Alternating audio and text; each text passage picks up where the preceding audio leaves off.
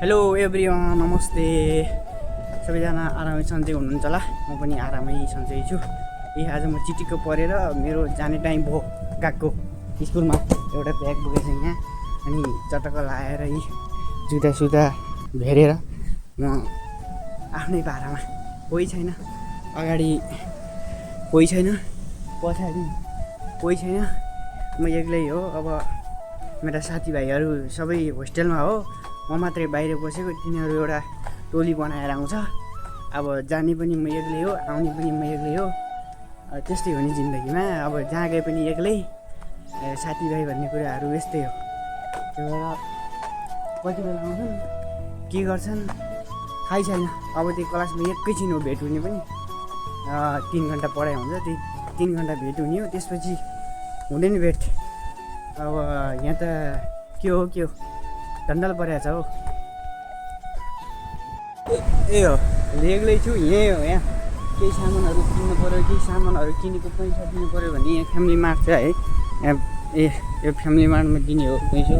सबै कुराहरू जग्गेको बिल हुन्छ, मोबाइलको बिल, अनि त्यसपछि खाने ग्यासको बिल, सबै कुराको बिलहरू यो फ्यामिली मार्टमा दिने हो। त्यहाँ गएर सबै कुराहरू पे गर्नुपर्छ। अनि त्यसपछि यो पार्किङ भइहाल्यो यस्तो छ है। अनि म हिँड्ने बाटो, सधैँको बाटो यस्तो छ। अब यहाँ पार्किङ गाडी चिल्ला जस्तो रोड छ नि, हो त्यस्तै गाडी छ होइन। अब त्यस्तै अब के भन्ने होइन, अब एक्लै हिँड्नु परेको छ। यस्तो छ मेरो गएको पर त्यही हो है मेरो गएको।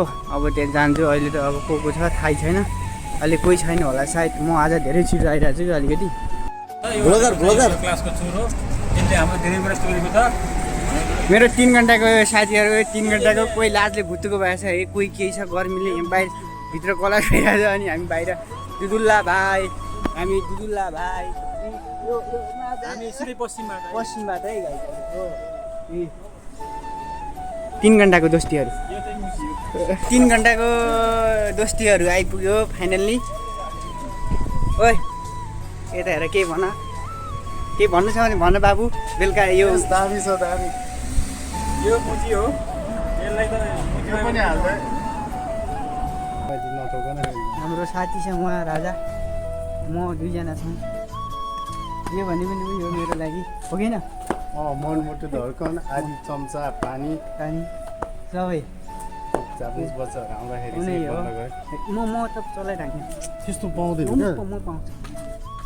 किन त्यसमा पसेको आज डरले कुद्नु भएछ। फाइनली म रुममा आइपुगेको छु गाइजहरू। फाइनली मेरो रुम देख्नु कस्तो छ भन्ने कुराहरू। म बस्ने यो 3 नम्बरको कोठा हो, 102 103 नम्बरको कोठामा हो। यस्तो ठाउँ छ, बेहाल छ जिन्दगी।